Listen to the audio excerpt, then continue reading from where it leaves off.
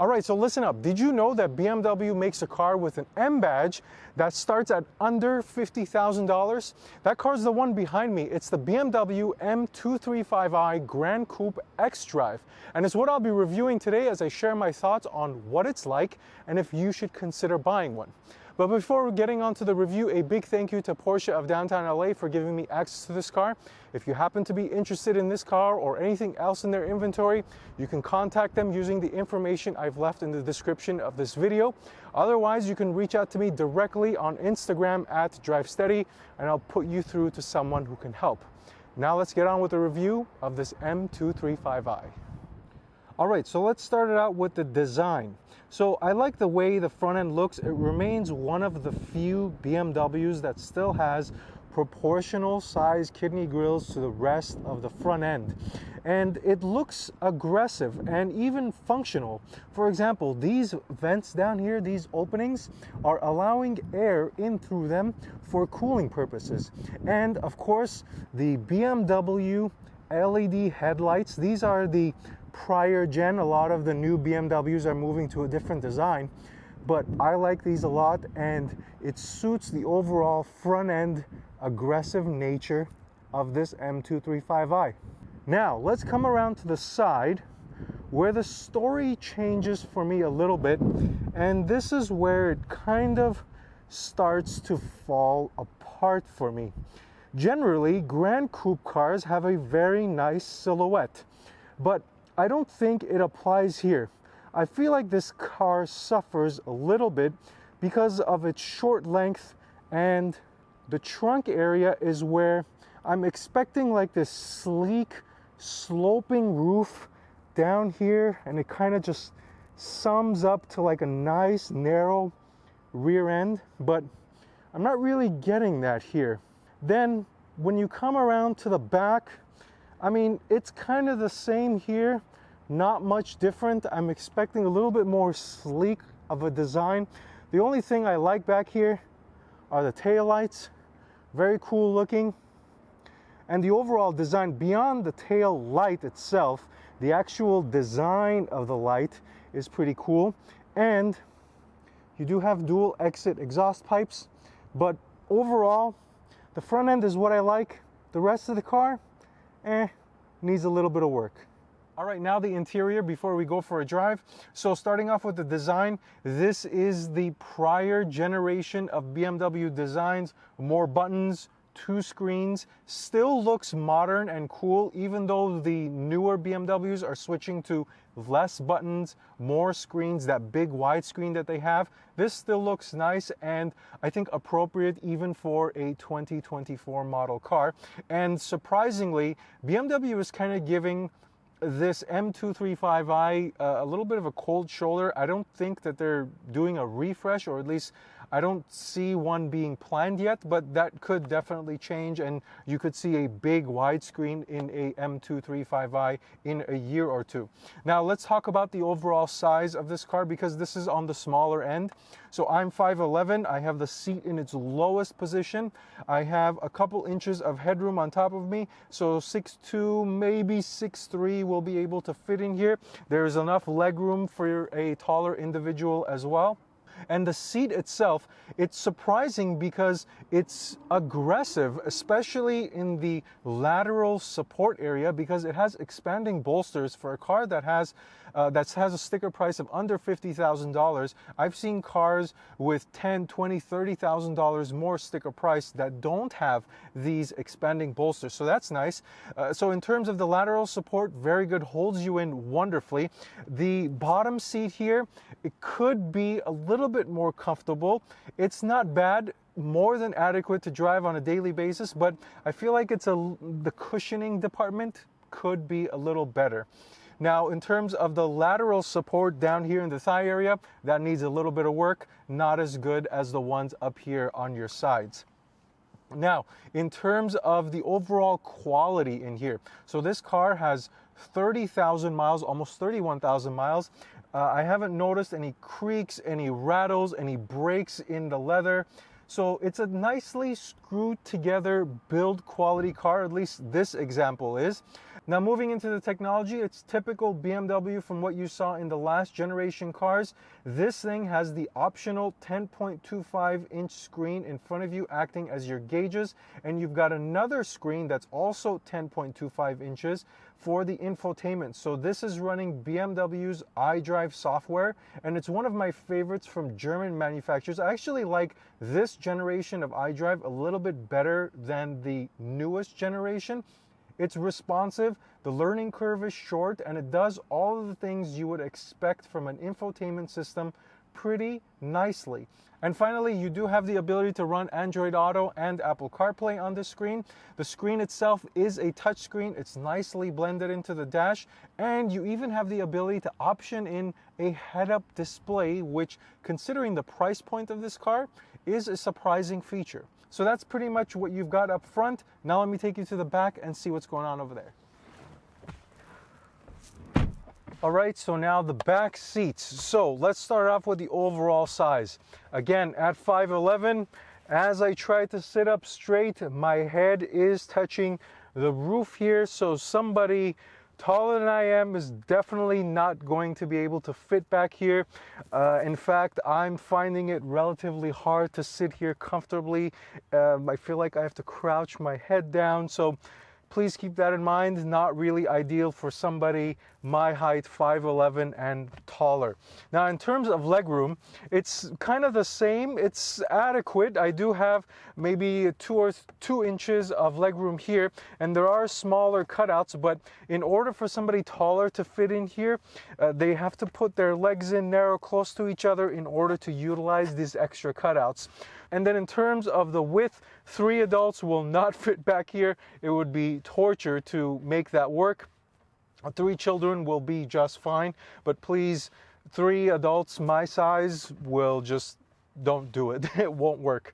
So overall size back here, kind of lacking. In terms of features, it does have this cool trim, same as the one in the front with the blue light. The seat comfort is just as good as what you get in the front, adequate. There are 2 USB Type-C chargers, which is nice. Unfortunately, there is no 3rd or 4th climate control zone, so whatever is done up front is what the rear passengers will also get. There is a armrest here, decently cushioned, and 2 cup holders.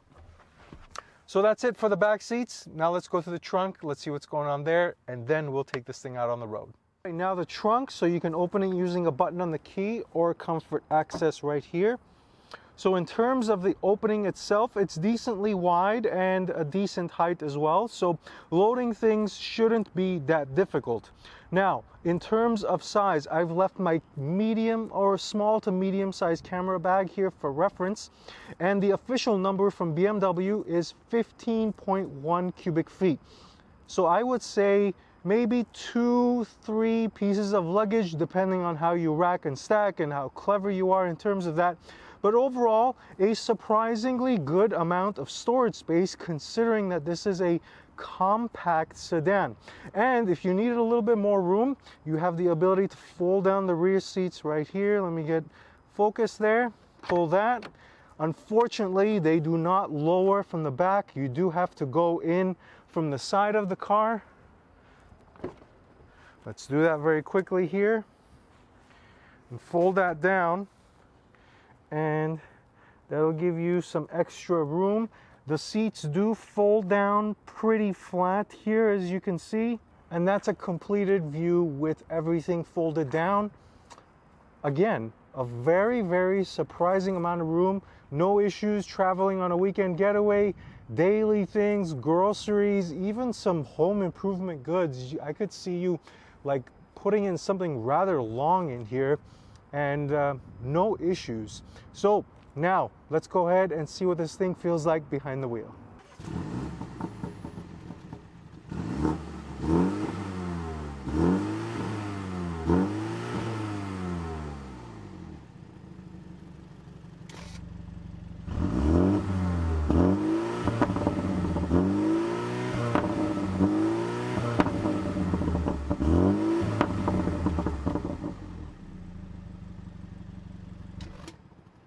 All right, so inside the M235i, let me rattle off some specs before we take it out for a drive.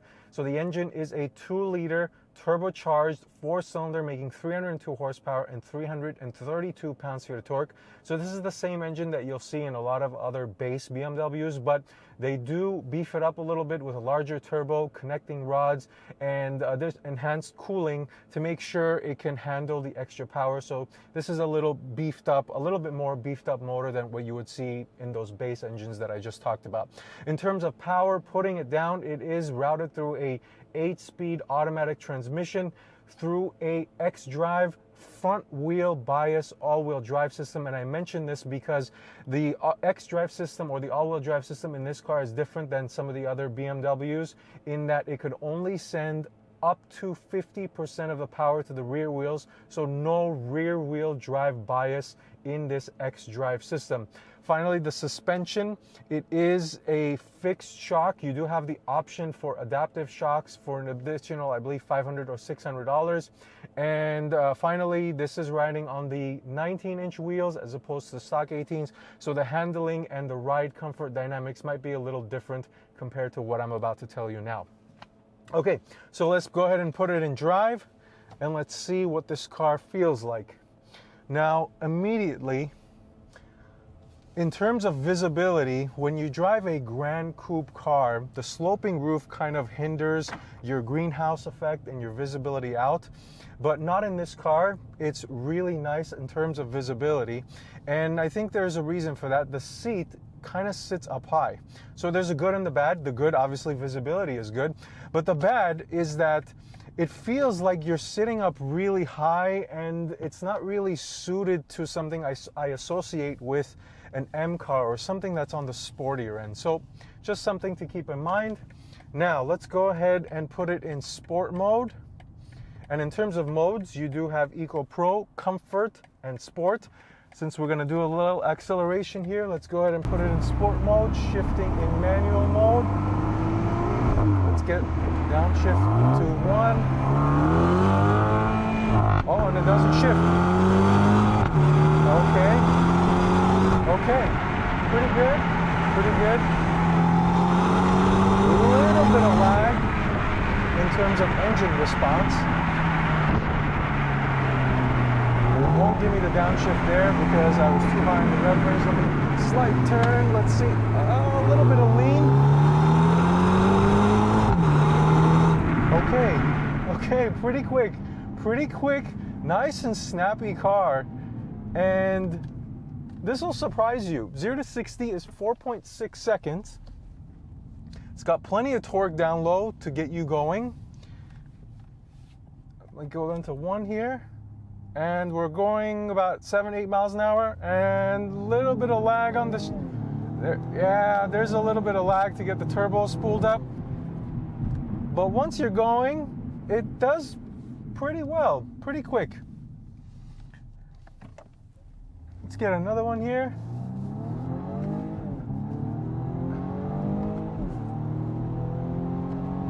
All right, yeah, so this is a pretty quick car. It does have the sense to kind of push you back into your seat, but have your expectations checked. This is still a 3,600-pound car with only 302 horsepower. Yes, the all-wheel drive system and the transmission do help it in terms of acceleration, but it's not like some earth-shattering, gonna blow you into the back of your seat type of acceleration, but it's enough to get your blood pumping. In terms of engagement, the noise is pumped in. It doesn't sound the best, but it's okay.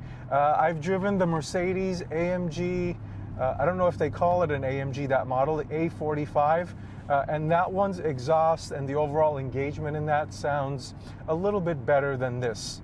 Now let me put it in comfort mode and tell you some more details about the way this car drives and feels in terms of its handling characteristics and braking and things like that. So the transmission, this, and correct me if I'm wrong here, this is not a ZF 8-speed transmission. It's some other manufacturer that escapes me at the moment, but it doesn't feel like a ZF in one specific area, and that's with the paddle shifters and the immediacy of the shifts. So when I'm using the paddles, the upshifts and the downshifts aren't as responsive. So shift there, pull, shift. So both on the upshifts and on the downshifts, when you're doing it manually, it's not as responsive and as snappy as what I've experienced obviously in double clutch transmissions and also in other BMW ZF transmissions as well.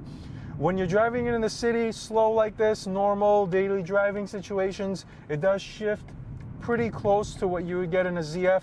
It's pretty uneventful in that sense, which is good when you're daily driving. You want an automatic to be smooth.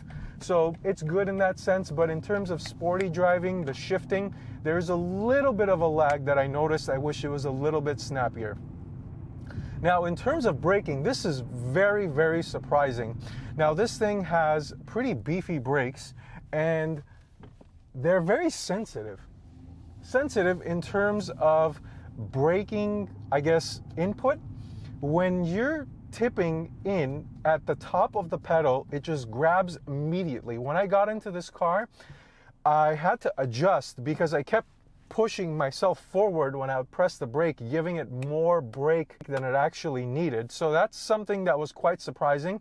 The braking power is good. I would say this is adequate in terms of power to braking ratio. But in terms of the sensitivity of the brake pedal, it is going to take some getting used to.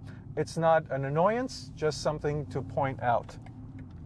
Next, the steering feedback. So this is very similar to what I saw in the M235i, the new refreshed one that I drove, in that it does have a decent amount of weight even in comfort mode, and then when you switch it into sport mode, even further so. It's not as weighted or as heavy as what you get in the M235i, but it's similar in the sense that it does give you, I guess, that sporty weighted feel in a steering feedback. Now, the next thing is the handling characteristics. So people going crazy here. So this is riding on the fixed shock, and I think it has a nice balance for daily driving and sport driving. So for sporty driving, it does have a little bit of lean. It is a 3,600-pound small car, so it doesn't get too stiff and it doesn't ride too flat. It does, I mean, there is some sporty feedback here. It's not like it's like some slush riding car, but at the same time, it's not as super comfortable either. So it's not like, for example, when I was driving over some uneven pavements here in the city, it's not like some smooth, cushiony, luxurious thing. And I think that's the BMW M department trying to find some type of balance with the suspension feel in not making it too soft and not making it too harsh, in that it's not a full M product and it's not a regular 2 Series product either. So I think it strikes a nice balance. This would be nice to drive on a daily basis. So that's pretty much it in terms of driving. Now let's wrap it up with a final thought. All right, so that's the M235i. A couple final thoughts. Design needs to be a little sleeker because it's a Gran Coupe. Driving dynamics, it's got plenty of punch, but it's best described as a 2 Series Plus versus a stripped down M car. There are some surprising things about it. The front passenger area and the trunk far exceeded my expectations considering the size of this car, but obviously the rear passenger area is pretty lacking, so you just need to consider that. Now, the final thing is that this car presents a good value proposition, at least in my opinion. In the used car market, $25,000 to $35,000, considering the model year, condition, mileage, and the options. But even as a new car, considering inflation and the rising cost of new cars, for a BMW with an M badge on it with a starting price of under $50,000, I think it's a pretty good value. Now, that's pretty much all I've got. If you've got any questions, please make sure you leave me a comment down below or send me a message on Instagram at DriveSteady. Another thank you to Porsche of downtown LA. Don't forget to like and subscribe. Otherwise, thank you for watching this video. Until next time, drive steady.